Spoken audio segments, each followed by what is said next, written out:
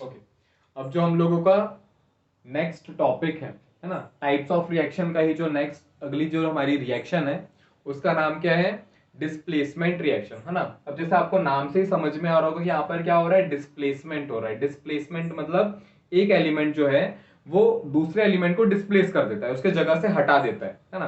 तो अगर हम लोग एक इसका सिंपल सा देखें रिएक्शन, तो वो क्या हो सकती है, जैसे मान लो मेरे पास एक कंपाउंड है जो दो एलिमेंट से मिलकर बना हुआ है, ए और बी। मैंने क्या किया, इसमें एक नया एलिमेंट ऐड कर दिया, सी। तो ये सी क्या कर रहा है, इस ए को उसके जगह से हटा दे रहा है ना, या बी को उसके जगह से हटा दे रहा है। तो जो मेरे पास नया कंपाउंड बनेगा वो क्या रहेगा, वो रहेगा ए और सी। तो इस सी ने क्या किया, इस बी को उसके जगह से हटा दिया। पहले बी के साथ कौन था, ए था, अभी सी आ गया और इसको हटा दिया।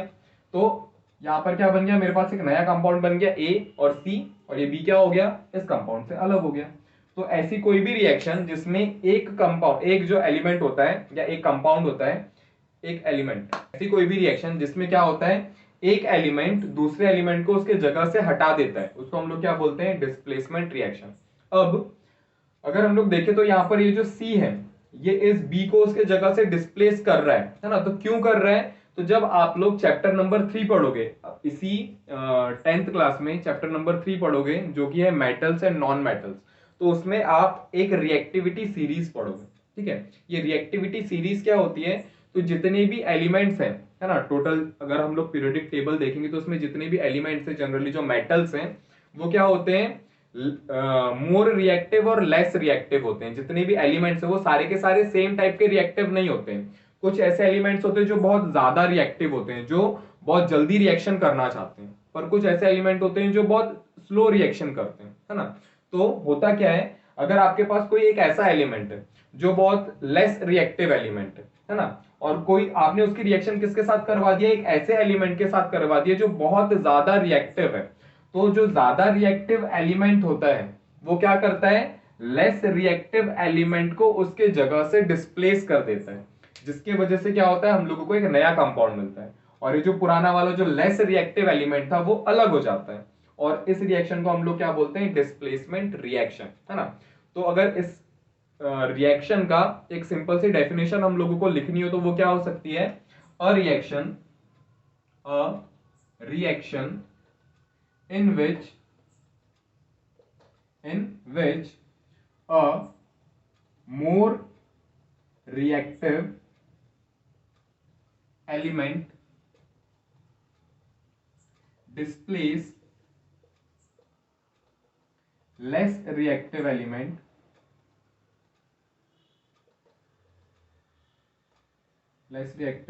element from its compound, from its compound। एक ऐसी रिएक्शन जहां पर क्या हो रहा है, मोर रिएक्टिव एलिमेंट, ज्यादा रिएक्टिव एलिमेंट कम रिएक्टिव एलिमेंट को उसके जगह से डिस्प्लेस कर देता है, तो उस रिएक्शन को हम लोग क्या बोलते हैं, डिस्प्लेसमेंट रिएक्शन।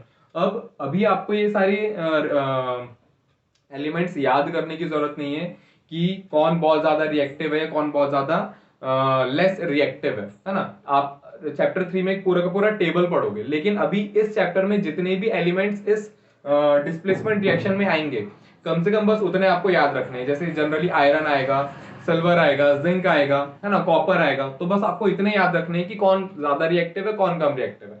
हालांकि एक पूरी की पूरी लिस्ट है जो आप लोग अभी बाद में पढ़ोगे। तो अब हम लोग डिस्प्लेसमेंट रिएक्शन के कुछ एग्जांपल्स देख लेते हैं। तो इस डिस्प्लेसमेंट रिएक्शन का फर्स्ट जो एग्जांपल है वो क्या है हमारे पास, कि हमारे पास एक कंपाउंड है CuSO4, है ना। CuSO4 क्या है, कॉपर सल्फेट। आप लोगों ने जनरली ये एक्टिविटी शायद अपने स्कूल में किया भी होगा, जिसमें हम लोग क्या करते हैं, एक टेस्ट ट्यूब लेते हैं और उस टेस्ट ट्यूब में कॉपर सल्फेट का सॉल्यूशन बनाते हैं। कॉपर सल्फेट जो होता है उसका कलर, जब हम लोग उसका सॉल्यूशन बनाते हैं तो उसका कलर जो होता है वो ब्लू कलर का होता है ना। और उसमें हम लोग क्या करते हैं, आयरन का नेल डाल देते हैं। ठीक है, कुछ टाइम के बाद जब हम लोग उस टेस्ट ट्यूब को देखते हैं तो वो जो ब्लू कलर का सॉल्यूशन था वो चेंज हो जाता है, और हम लोगों को जो आयरन हम लोगों ने डाला था, आयरन का जो नेल डाला था, उसके ऊपर क्या आ जाता है, जंक लग जाता है ना। उसके ऊपर उसका जो कलर है वो ब्राउनिश कलर का हो जाता है, और जो ब्लू कलर का सॉल्यूशन था वो भी चेंज हो जाता है। तो एक्चुअली में यहाँ पर हो क्या रहा है, आप लोगों ने क्या किया, कॉपर सल्फेट का सॉल्यूशन बनाया जो कि ब्लू कलर का था, है ना, और उसमें क्या किया, आयरन को डाल दिया या आयरन का नील डाल दिया। तो हुआ क्या, ये जो आयरन है ये ज्यादा रिएक्टिव एलिमेंट है ना, और ये क्या कर रहा है, कॉपर जो है वो कम रिएक्टिव एलिमेंट है, लेस रिएक्टिव एलिमेंट है। तो हो क्या रहा है, ये आयरन जो ज्यादा रिएक्टिव एलिमेंट है उसने इस कॉपर को उसके जगह से डिस्प्लेस कर दिया। पहले यहाँ पे कॉपर के साथ कौन था, SO4 था, कॉपर के साथ SO4 एक कंपाउंड बना के रखा हुआ था। इस Fe यानी कि आयरन ने क्या किया, इस कॉपर को उसके जगह से हटा दिया और एक कंपाउंड बना दिया, क्या, FeSO4 मतलब आयरन सल्फेट। तो ये जो रिएक्शन है ना, इसमें अगर हम लोग देखते हैं तो हम लोगों को क्या नजर आ रहा है कि Fe ने Cu को उसके जगह से डिस्प्लेस कर दिया। इस वजह से ये किसका एग्जाम्पल है, डिस्प्लेसमेंट रिएक्शन का एग्जाम्पल है। इसके बाद इसके कुछ और एग्जाम्पल है, जैसे अब इसका जो नेक्स्ट एग्जांपल है इसमें हमारे पास क्या है, Zn मतलब जिंक। आप क्या कर रहे हो, इस जिंक की रिएक्शन वापस से किसके साथ करवा रहे हो, CuSO4 मतलब कॉपर सल्फेट के साथ करवा रहे हो। तो हो क्या रहा है, जिंक जो है वो ज्यादा रिएक्टिव एलिमेंट है, ज्यादा रिएक्टिव एलिमेंट मतलब मोर रिएक्टिव एलिमेंट, ज्यादा रिएक्टिव एलिमेंट है, ज्यादा जल्दी रिएक्शन करना चाहता है, तेजी से रिएक्शन करना चाहता है। तो ये क्या करेगा, इस कॉपर को, क्योंकि कॉपर क्या है, लेस रिएक्टिव एलिमेंट है, तो इस जिंक ने इस कॉपर को उसके जगह से हटा दिया। पहले Cu के साथ कौन था, SO4 था, अब कौन आ गया है, नया जिंक आ गया। ठीक है, तो जिंक ने क्या किया, इस Cu को उसके जगह से हटा दिया, डिस्प्लेस कर दिया और एक नया कंपाउंड बनाया ZnSO4 जिंक सल्फेट, और कॉपर क्या हो गया, अलग अकेला हो गया। तो ये जो रिएक्शन है इसमें भी क्या हो रहा है, more reactive element less reactive element को उसके जगह से डिस्प्लेस कर दे रहा है, जिसको हम लोग क्या बोलते हैं, डिस्प्लेसमेंट रिएक्शन। एक और एग्जांपल है जिसमें हमारे पास क्या है, पीबी मतलब क्या है, लीड, और हमारे पास क्या है, CuCl2 मतलब कॉपर क्लोराइड।